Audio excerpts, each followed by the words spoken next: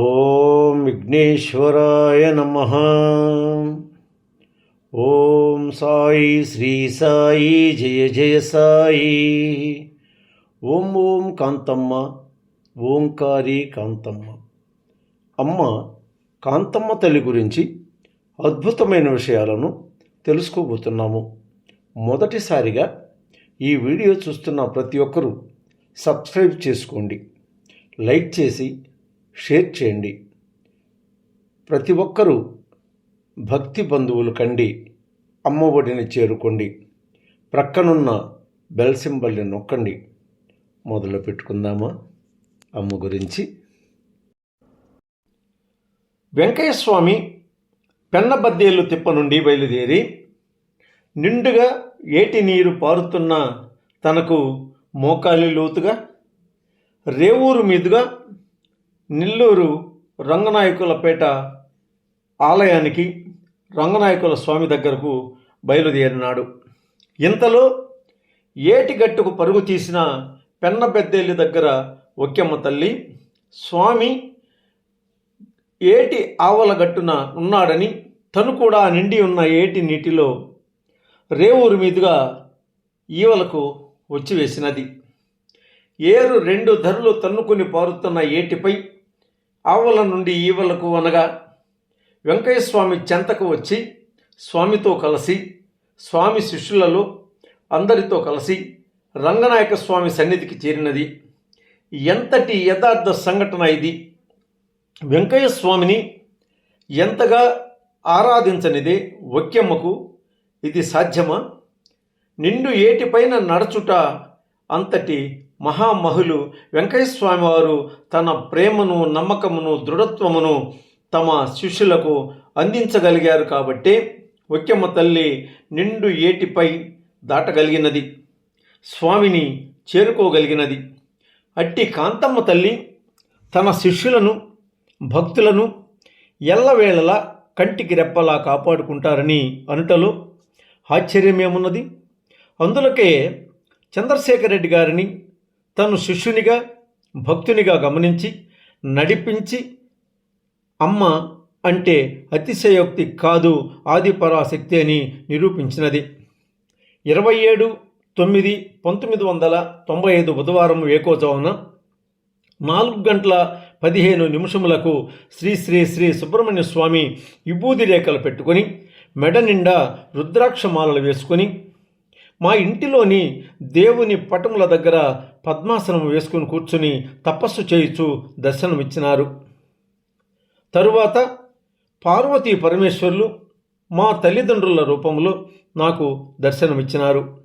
27/9/1995 రాత్రి 1:10 శనివారము కాంతమ్మ తల్లి పొడగాటి కర్రను చేతపట్టుకొని మా ఇంటిలోని దేవుని గది ద్వారము వద్దకు వచ్చి నిల్చున్నది. తదుపరి షిరిడి సాయిబాబా వారు అభయ హస్తముతో వచ్చి అమ్మ దగ్గర నిలుచున్నారు.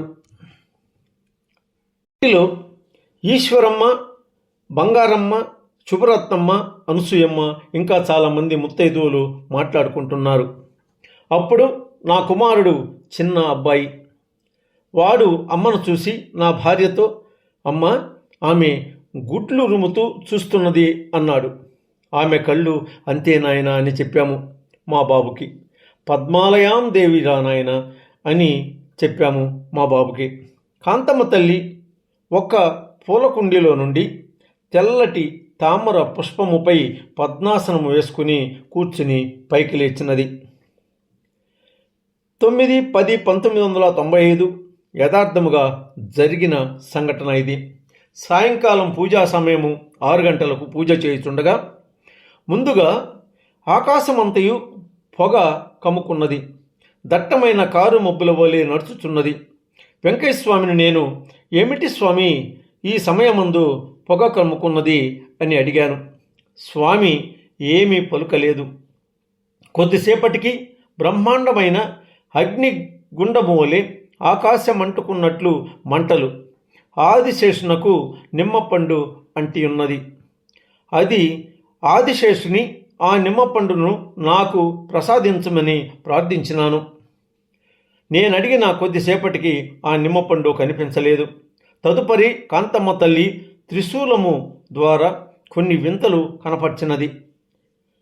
ఆ త్రిశూలము నుండి కొన్ని వింతలు చూపించిన కాంతమ్మ తల్లి ఆ శూలమును అమ్మ పాద పద్మముల చెంత దక్షిణ చూపులో ఉంచుకున్నది.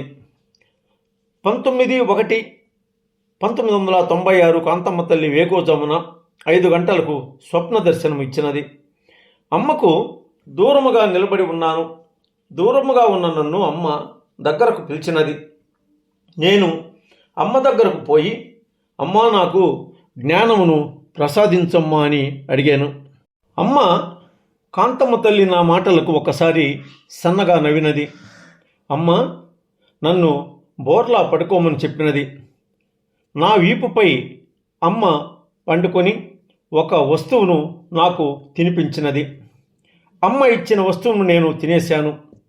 అది చేదు కదరా అన్నారు అమ్మ నాతో.